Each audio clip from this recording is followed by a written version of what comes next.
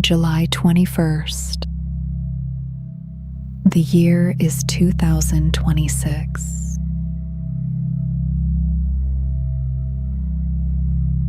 The world is still. Here is what happened.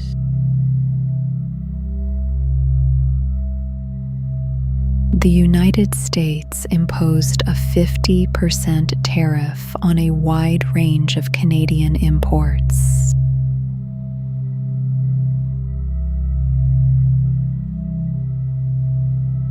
The President of the United States announced the duties, citing what he called unequal treatment of American cars, dairy, and alcohol.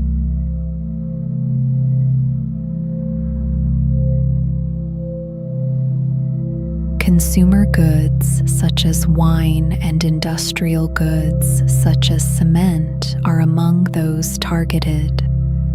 Energy, potash, and critical minerals are exempt.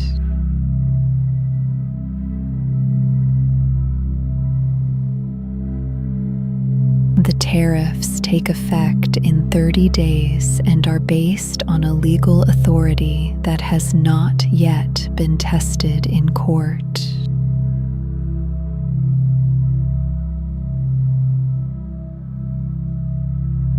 Canada's Prime Minister said Canada is ready to intensify trade talks with the United States in the coming weeks.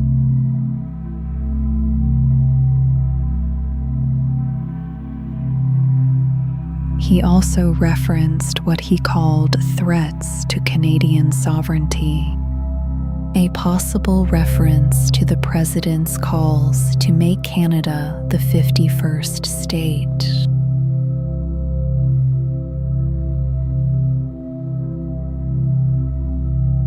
The two countries already have overlapping tariffs in place, and negotiations between them have shown signs of strain.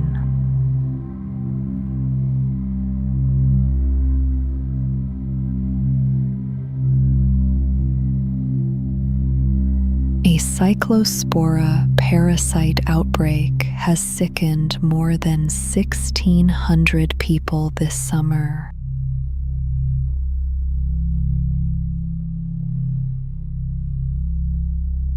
The Food and Drug Administration had identified the parasite in a lettuce sample from a Mexican farm, but that test result was later found to be a false positive.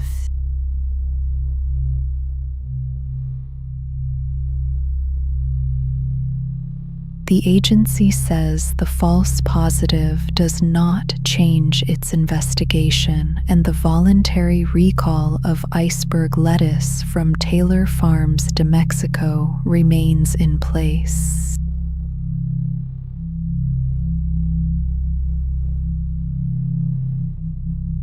The lettuce was sold at Taco Bell locations in 5 states and distributed to Walmart stores in 15 states. Health officials recommend discarding any recalled product.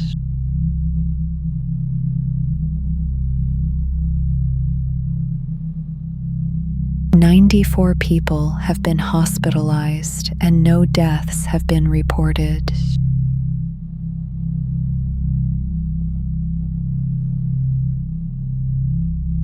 The FDA is continuing to test lettuce samples and produce at the southern border.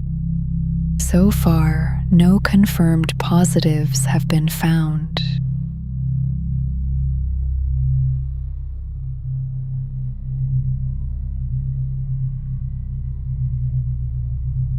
The United States launched new airstrikes against Iran overnight.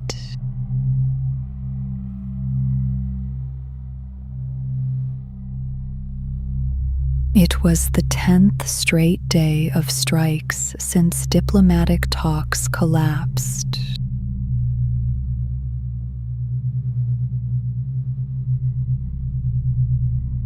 3 American service members were killed over the weekend. 2 in a missile attack on a base in Jordan and a third in northern Iraq.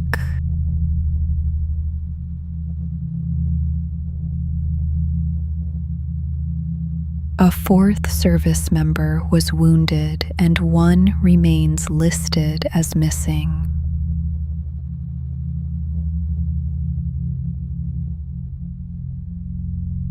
"17 American service members have died since the conflict began in late February.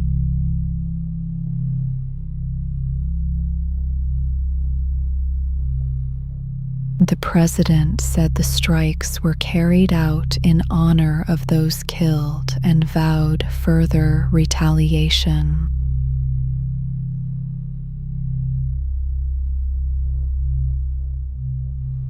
Iran's foreign ministry said the country will not accept what it called coercion and will defend its sovereignty.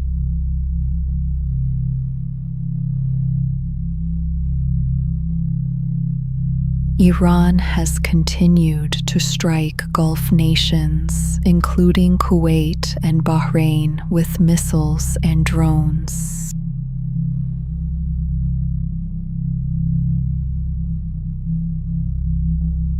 In Yemen, Houthi forces announced they would close the Bab al-Mandab Strait, the narrow waterway between Yemen and Djibouti that serves as a gateway to the Red Sea.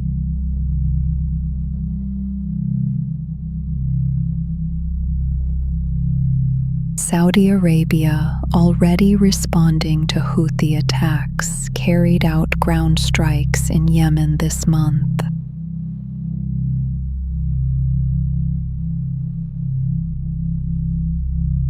Both sides say diplomacy remains possible. No new talks have been announced.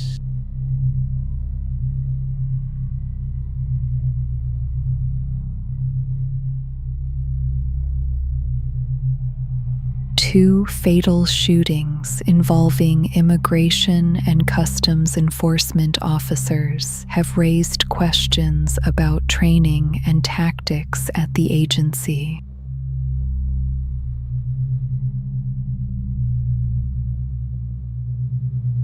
Both took place during traffic stops, one in Maine, one in Texas. And neither victim was the intended target of the operation.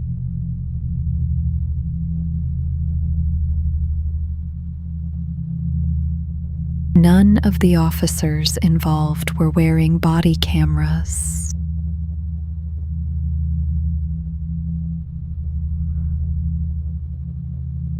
A former acting director of Immigration and Customs Enforcement said the agency has had at least 17 shootings involving its agents this year, 5 of them fatal.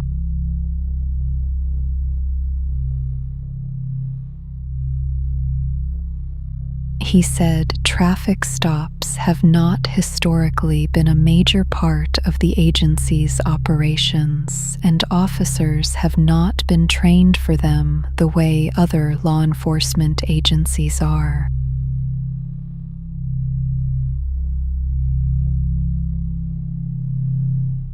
The Secretary of Homeland Security had recommended pausing vehicular stops. The president directed that they continue.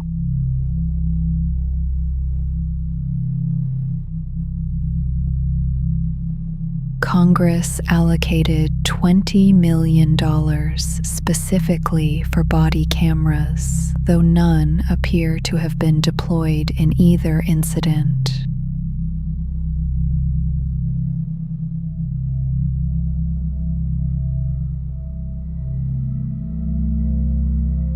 A man living in a Nashville park was arrested and charged with felony camping.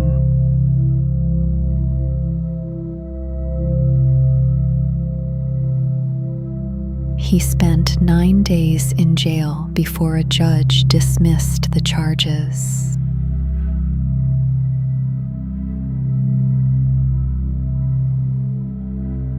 After his release, he returned to the same park.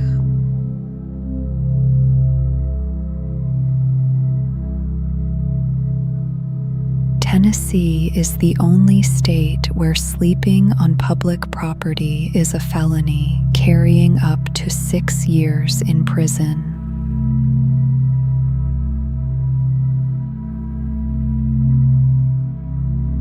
In the 2 years since the Supreme Court cleared cities to ban public camping, more than 300 municipalities have enacted such bans.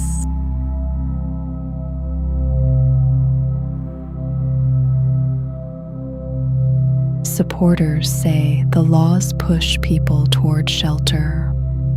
Opponents say an arrest record makes it harder to find housing or work.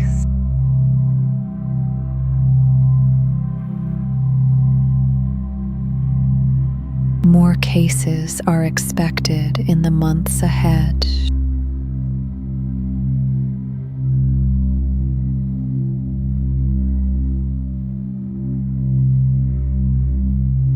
Arizona held its primary elections today.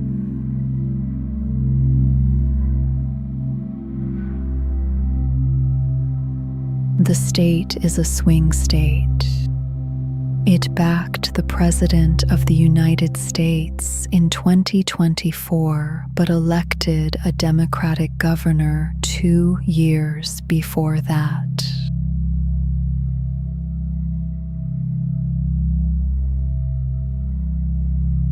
Republicans are trying to win the governor's office this fall, and Democrats are hoping to pick up seats in the House.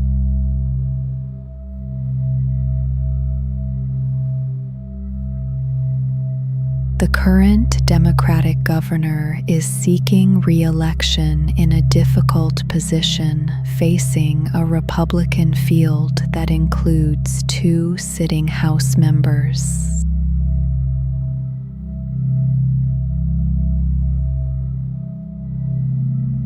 One of those House members holds the endorsement of the President of the United States and of a major conservative group based in the state.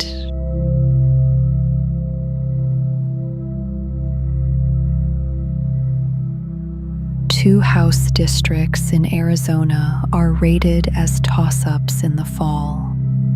One in the Phoenix area and one running from Tucson toward the Mexican border.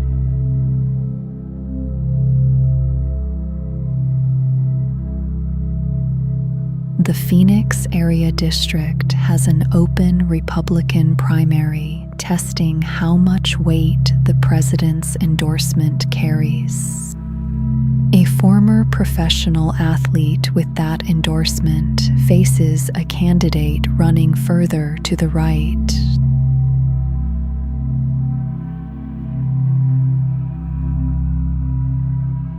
On the Democratic side in that district, 2 candidates are competing who ran against each other 2 years ago in the same race.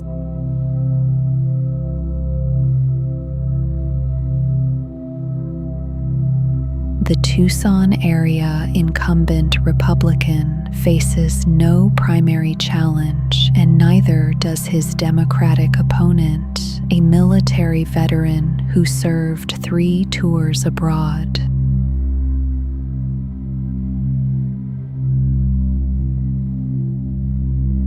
Results from today's primaries will shape the competitive races heading into November.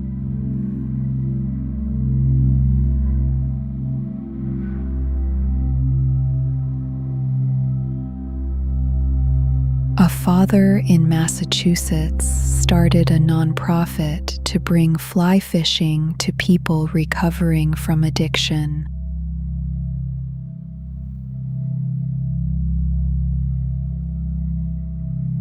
he lost his son to an overdose 2 years ago.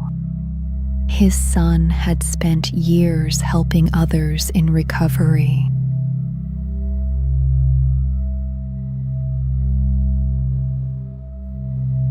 The night before he died, his son saved another person's life, a man who had overdosed.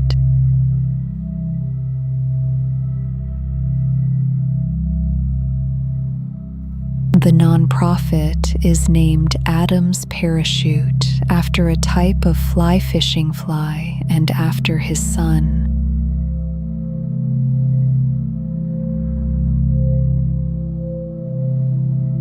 This year, the founder expects to take about 200 people out on the water.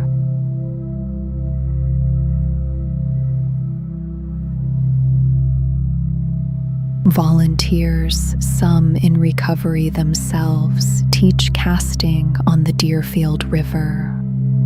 Participants say the rhythm of it quiets the mind.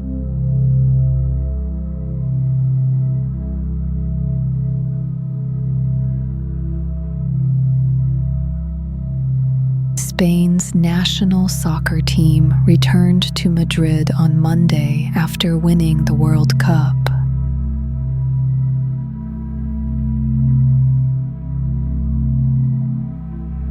The team beat Argentina 1-0 in the final, played in New Jersey the day before.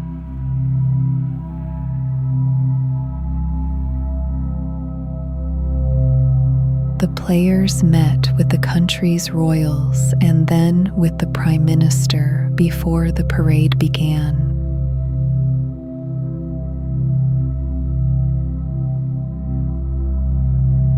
An open-top bus carried the squad through the city center with an estimated 1.8 million people lining the route.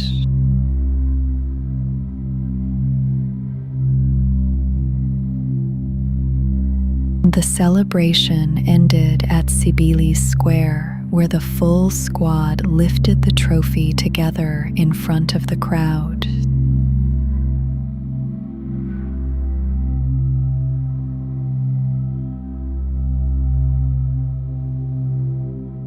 Here is what happened.